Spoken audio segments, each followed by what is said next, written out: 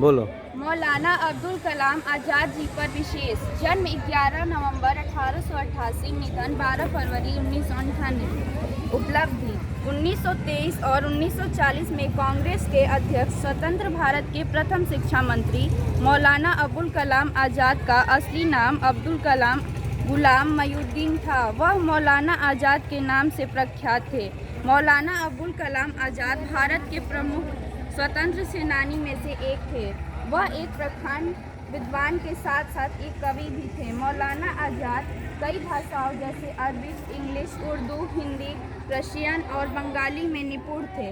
मौलाना आज़ाद किसी भी मुद्दे पर बहस करने में बहुत निपुण, जो उनके नाम से ही ज्ञात होता है। अबुल कलाम का अर्थ बातचीत के भगवान। उन्होंने धर्म के एक सक्रिय दृष्टिकोण को मुक्त पाने के लिए अपना उपनाम आज़ाद रख लिया। मौलाना आज़ाद स्वतंत्र भारत के प्रथम शिक्षा मंत्री बने।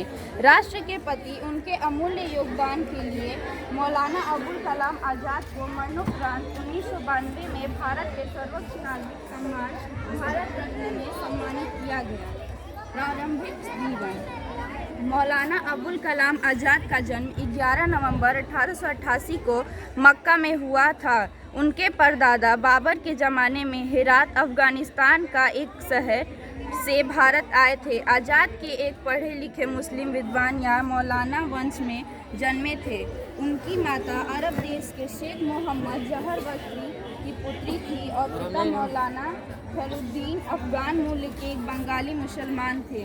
खैरुद्दीन ने सिपाही विद्रोह के दौरान भारत छोड़ दिया और मक्का जाकर बस गए और 1890 में वह अपने परिवार के साथ कलकत्ता वापस आ गए।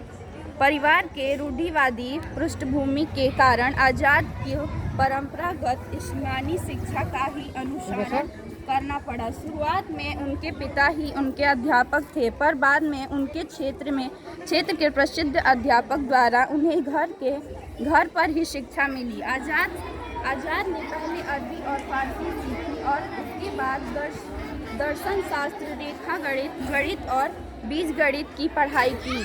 अंग्रेजी भाषा, दुनिया का इतिहास और राजनीतिक शास्त्र उन्होंने स्वयं अध्ययन करके सीखे। कैरियर। उन्होंने कई लेख लिखे और पवित्र कुरान की पूर्ण व्याख्या की।